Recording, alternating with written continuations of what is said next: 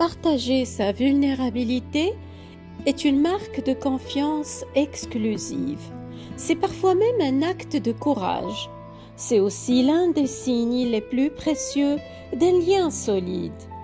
Pouvoir se montrer fragile sans être détruit. Pouvoir pleurer sans être jugé. Pouvoir se tromper sans être anéanti.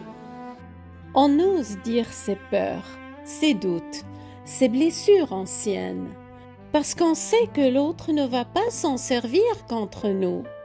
Lorsque nous partageons une partie sensible de notre histoire, nous ne transmettons pas simplement une information, nous confions quelque chose qui nous expose.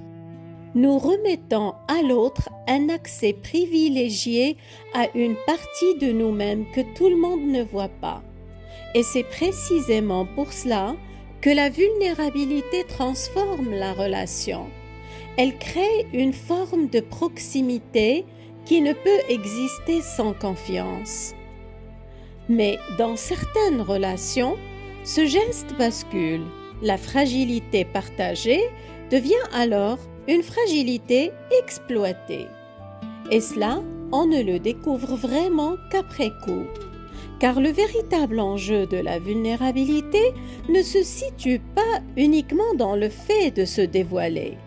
Il se situe dans la manière dont ce dévoilement sera reçu et traité par la suite.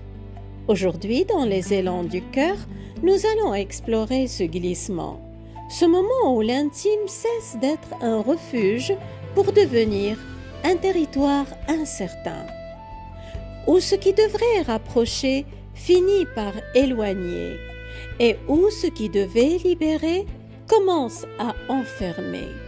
Pourtant, on n'arrive pas devant un inconnu en lui racontant nos blessures les plus profondes. On a déjà observé comment la personne réagissait. On a observé qu'elle avait des valeurs. On a observé sa manière d'être attentive, compréhensive, respectueuse, compatissante et surtout qu'elle ne jugeait pas. Cette personne se dévoilait elle-même avec beaucoup de naturel. On s'est alors senti en confiance. Et c'est précisément pour cette raison que ce qui suit est souvent si difficile à comprendre. Parce que rien à ce stade ne permettait raisonnablement d'anticiper ce qui allait se produire plus tard. Je suis Fatem Zahra Alami. J'explore ces zones fines où la confiance bascule, où le don de soi se transforme parfois en déséquilibre relationnel et où ce qui est partagé ne reste pas toujours protégé. Et quand se montrer vulnérable devient un risque, la relation perd de sa fiabilité et de sa profondeur. Il est plus simple de penser que certaines personnes écoutent pour comprendre, d'autres pour recueillir des informations. La réalité est beaucoup plus complexe. Certaines personnes sont sincèrement touchées par la vulnérabilité d'autrui, mais n'ont pas la même conception de la responsabilité que crée cette confiance. Et c'est souvent cette différence de conception, beaucoup plus que l'intention initiale, qui détermine si la vulnérabilité deviendra un jour exploitable. Et c'est souvent là que tout se joue.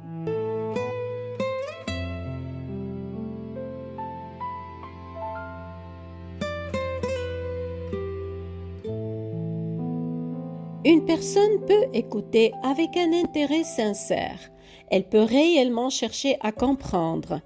Elle peut être touchée par ce qu'on lui confie. Elle peut même ressentir de l'empathie.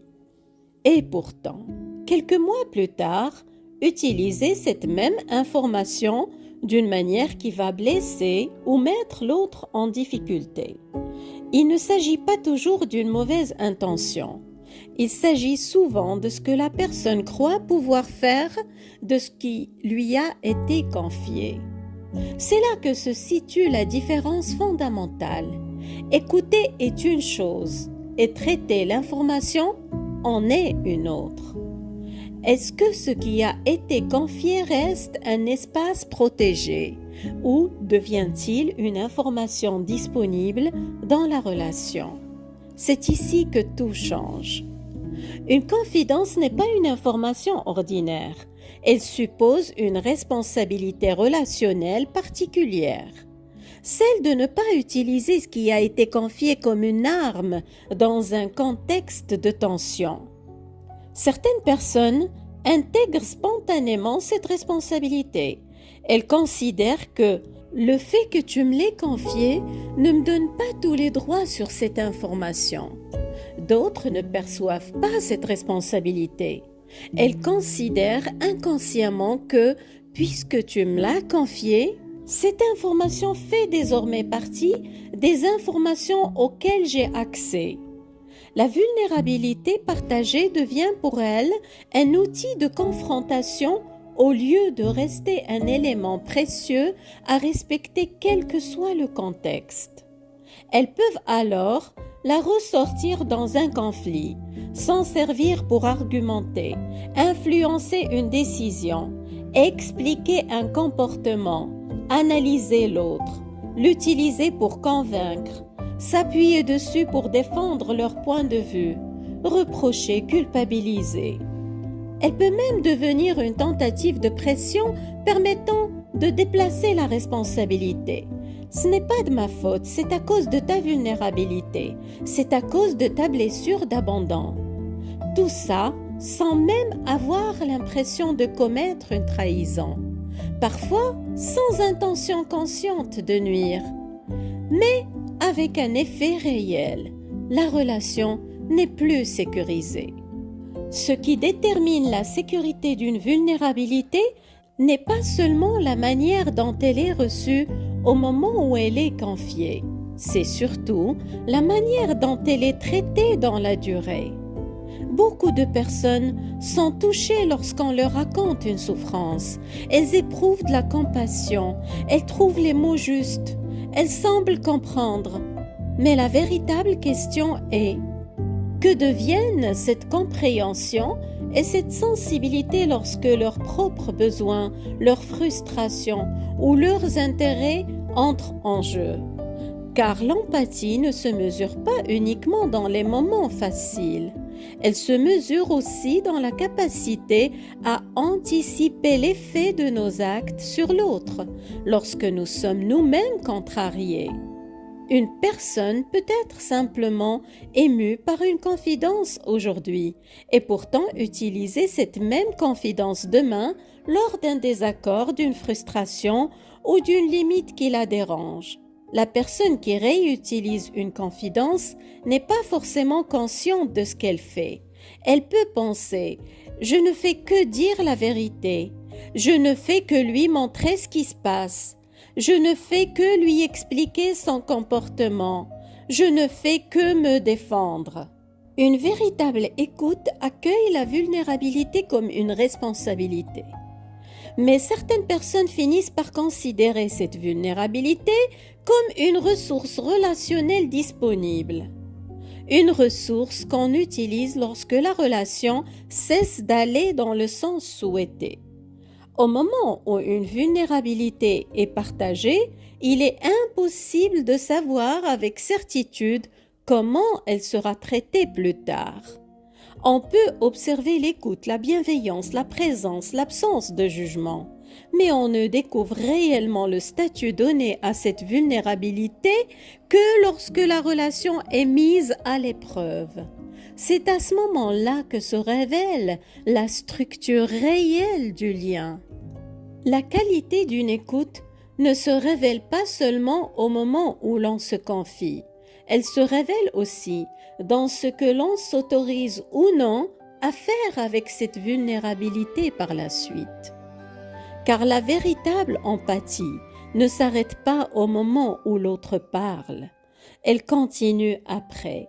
Elle consiste à garder présent à l'esprit ce qui a été confié et à mesurer l'impact que nos paroles, nos attitudes ou nos réactions pourrait avoir sur cette zone sensible. Être touché par la souffrance de quelqu'un est une chose. Protéger cette vulnérabilité dans la durée en est une autre. Car deux personnes peuvent écouter avec la même attention apparente et avoir ensuite des rapports très différents à ce qui leur a été confié.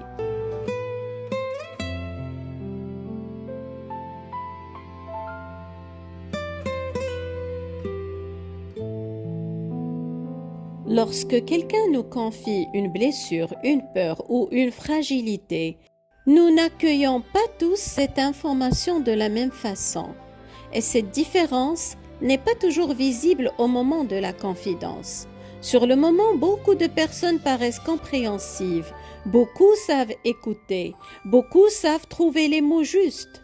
Mais ce qui révèle réellement le rapport à la vulnérabilité apparaît souvent plus tard.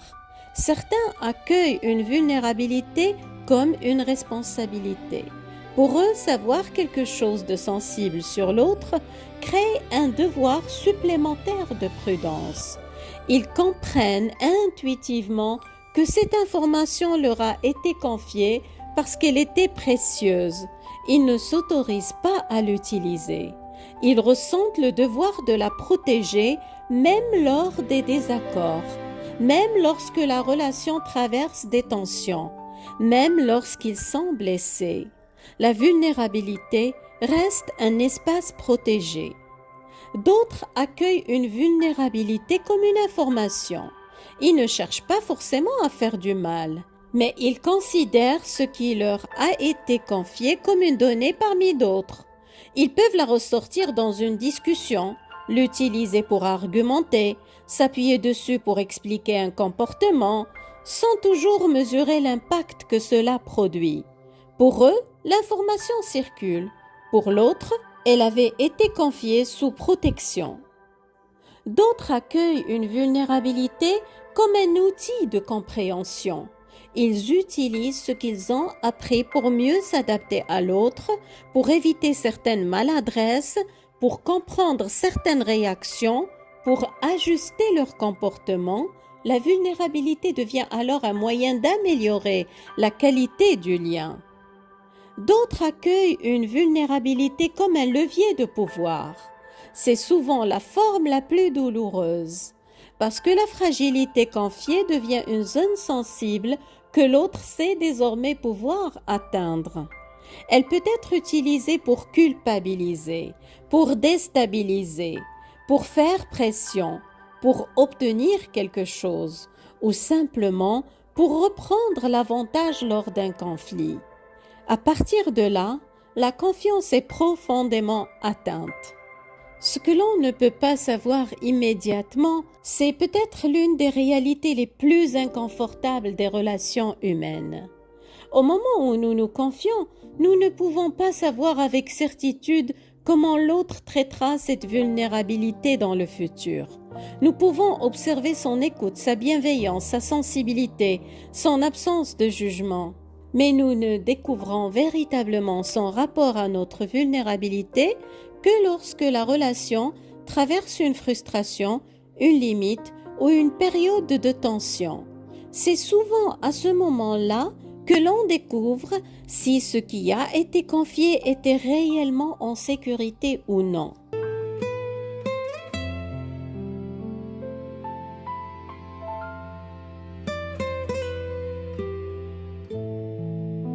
Recevoir une vulnérabilité ne consiste pas seulement à entendre une confidence. Cela consiste à devenir le gardien de quelque chose de précieux. Et c'est peut-être là que se joue la différence entre les relations qui approfondissent la confiance et celles qui la détruisent. Certaines personnes reçoivent nos fragilités comme des informations réutilisables au besoin. D'autres les reçoivent comme une responsabilité de les protéger quel que soit le contexte. Et très souvent, c'est dans cette différence silencieuse que se décide l'avenir d'un lien et la manière même de vivre les relations. La vulnérabilité peut être exploitée de nombreuses façons. Elle peut être utilisée lors d'un conflit pour prendre l'avantage. Elle peut servir à discréditer un ressenti. Elle peut être rappelée au moment où l'autre est déjà fragilisé. Elle peut devenir un argument, une preuve, un levier d'influence, une manière d'obtenir quelque chose. Parfois même, elle est utilisée avec la conviction sincère d'agir pour le bien de l'autre. Mais quelle que soit l'intention, le résultat reste le même. La personne concernée ne se sent plus protégée. Si vous êtes du côté de cette personne et que l'autre a choisi consciemment ou non d'utiliser vos fragilités contre vous, sachez que vous n'êtes ni trop sensible ni trop exigeant. C'est juste que vous n'êtes plus dans une relation où votre vulnérabilité est sécurisée. Une vulnérabilité n'est pas une dette. Ce n'est pas une faiblesse que l'on ressort au moment opportun, une corde sensible qu'on peut tirer à volonté. Ce n'est pas une explication que l'on brandit pour invalider un ressenti. C'est une marque de confiance. Et lorsqu'une relation transforme cette confiance en outil de pression ou de confrontation, quelque chose d'essentiel a déjà été perdu. La vulnérabilité partagée peut être une force, mais la vulnérabilité exploitée est une prison. Et personne ne devrait avoir à vivre dans une relation où ce qu'il a été confié avec confiance finit par être utilisé contre lui. Vous n'êtes pas obligé de rester dans une relation où l'intimité est un terrain miné. Choisissez des relations où votre vulnérabilité est accueillie, protégée, respectée. Des relations où vous pouvez être faible sans risquer d'être détruit. Des relations où l'intimité est un refuge, pas un champ de bataille. Ne donnez jamais votre vulnérabilité à quelqu'un qui s'en sert pour vous faire mal, quelle que soit son intention. Prenez bien soin de vous.